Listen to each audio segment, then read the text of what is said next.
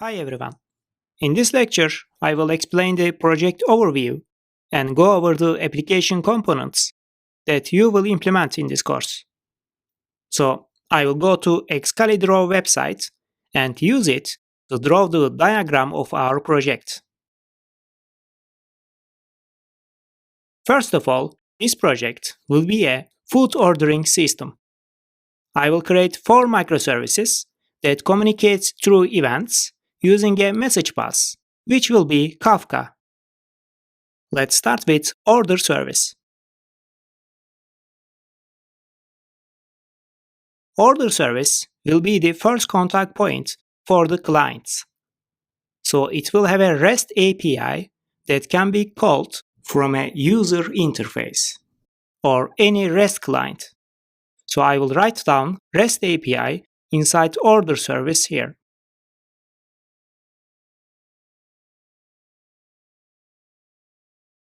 In this course, I will use Postman tool to send REST requests to the order service. So here I'm going to draw the HTTP client, and it will be Postman.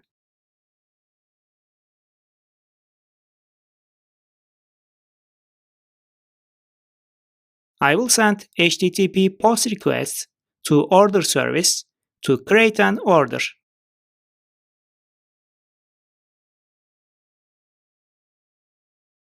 The request body will be in JSON format. Here you see the example JSON request.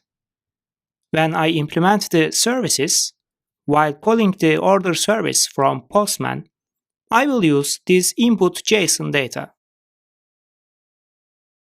As you see, I have customer ID, restaurant ID, address, price, and order items that has the product details.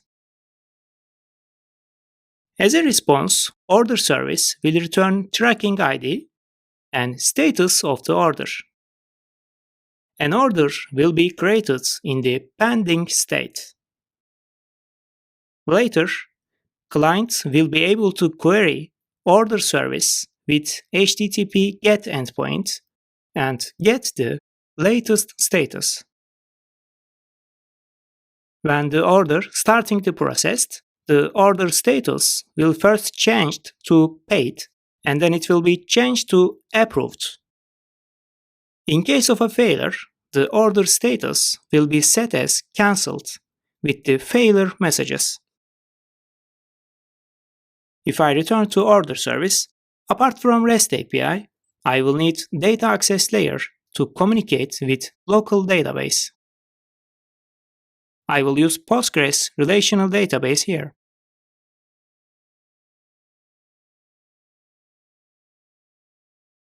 So I will add a database image and relate it with the order service. This is the local database.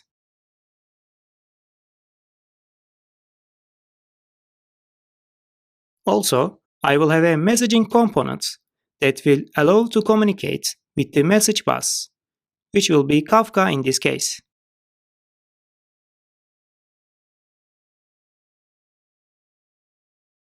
This messaging component will publish the events that will be created from the domain layer of order service.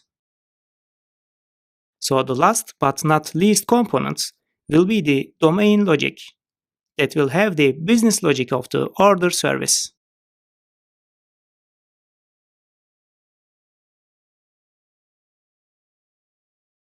Let's draw the other services. First, the payment service. This service will complete the payment of an order. The communication will be purely based on events through Kafka. Again, in this service, I will have data access layer to communicate with local database.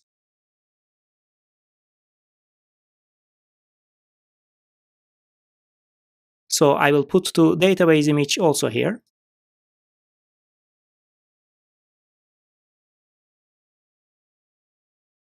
Then it will have the messaging components to communicate with Kafka. And finally, it will have the business logic for a payment operation.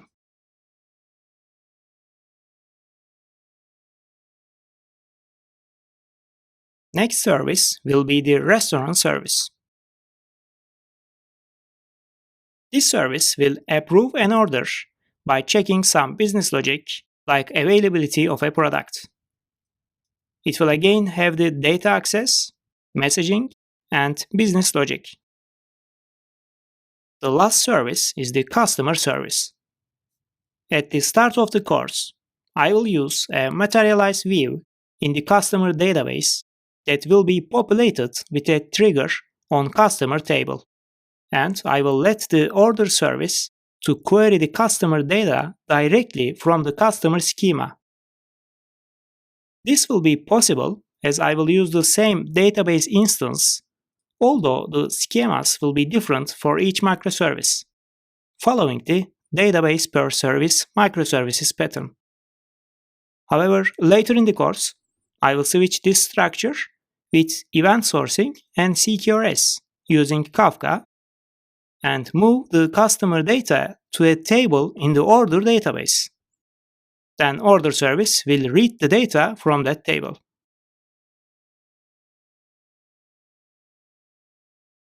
So for now, I will draw the customer service here with a local database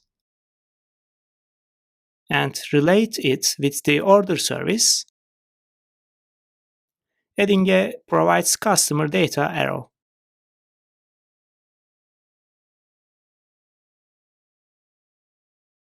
Alright, here in the middle, we have a large space left.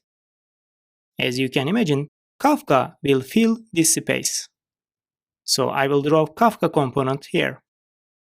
The services will produce and consume events to communicate each other. And they will use Kafka to send and receive these events. First of all, to complete an order process, the first communication must be between order service and payment service. So I will create two Kafka topics, payment request topic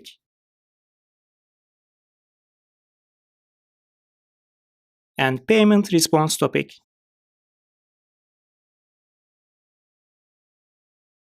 Order service will first create the order in the local database. So I will set number 1 on the order service local database to indicate that it is the first step. Then it will send the order created event to the payment request topic.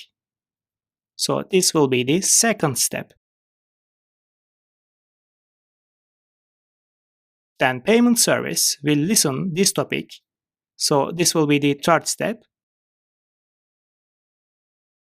And then it will process payment in the payment database, which will be the fourth step in the order processing.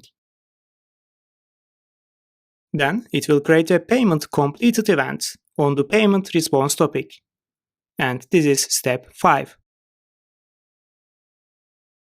Finally, order service will consume the payment response topic and update order status as paid in the order service's local database. So the message listener will be step 6, and the database update on the order service will be step 7. As you see, the order service local database is updated twice up to now, in step 1 and step 7. Then, to get an approval from restaurant, we will need another two Kafka topics. Restaurant approval request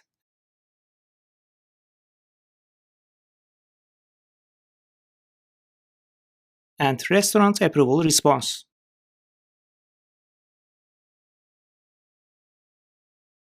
Order service will request an approval by creating an order paid event on the restaurant approval request topic.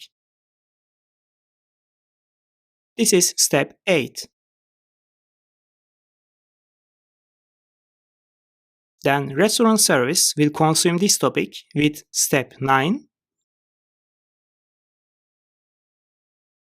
and process approval of order in the restaurant database. This will be step 10. And then it will create a restaurant approved event on the restaurant approval response topic, which will be step 11. Finally, order service will consume the restaurant approval response Kafka topic and finalize the order by setting the status as approved on the order service's local database. So I will put step 12 in the message listener and then put step 13 on the local database of order service. Here you see the high-level overview of the data flow of an order process. This picture and steps actually the baseline for Saga pattern implementation. Here one thing to notice is that the order service acts as a coordinator for the Saga flow because it initiates the Saga, then gets payments completed event, and then asks for approval to the restaurant service. And it finally completes the order with approved state. At that point, it will return the approved state to the client when it is queried using the GET endpoint. And after that, the client can trigger the next steps such as the delivery process. So I will follow this flow and additionally add Saga step interface with process and rollback methods that will be implemented by each step. Each Saga step will require two methods, process and rollback. Because in case of failure at any point, previous operations need to be compensated in Saga pattern. So this will be achieved using the rollback method in each Saga step. And later, when we implement the outbox pattern together with Saga, we will also track the Saga status and outbox status next to order status. Alright, current picture has almost all the components that you will implement in this course, but this picture is far from complete. To complete it, we need a clear architecture with a well-defined domain logic, and also we need to cover failure scenarios for Saga and CQRS patterns. So let's start improving this architecture. I will do that in the next lecture.